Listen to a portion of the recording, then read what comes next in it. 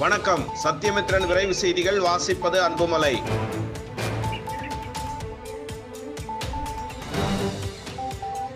ஈரோடு மாவட்டம் சத்தியமங்கலம் பண்ணாரி கோவில் அருகே உயிருக்கு போராடும் தாய் யானை, குட்டி யானையின் பாச போராட்டம்.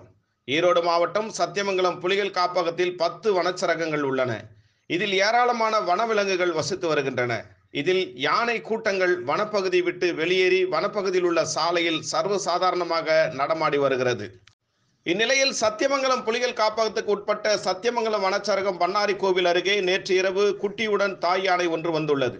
அப்போது அந்த தாய் யானை திடீரென உடல்நிலை சரியில்லாமல் மயங்கி விழுந்தது.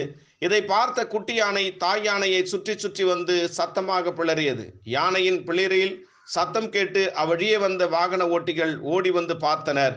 பின்னர் இது குறித்து வனத்துறையினருக்கு வாகன ஓட்டுநர்கள் தகவல் தெரிவித்தனர்.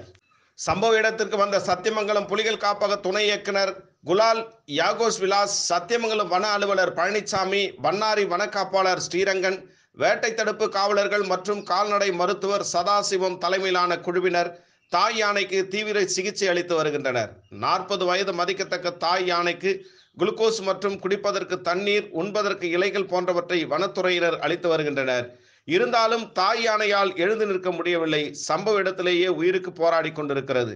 2 மாதமே ஆன குட்டி யானை தாய் யானையை சுற்றி சுற்றி வந்து சத்தமிட்டு வருகிறது.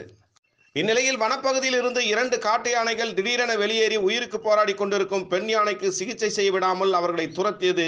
இதனால் அதிர்ச்சி அடைந்த வனத்துறையினர் உடனடியாக பட்டாசுகளை வெடித்து அந்த காட்டு யானைகளை வனப்பகுதிக்குள் விரட்டினர். சத்தியமித்ரன் செய்திகளுக்காக ஈரோடு மாவட்ட செய்தியாளர் பி. நிஜாம் பாஷா, ஒளிப்பதிவாளர் சிவகுமார்.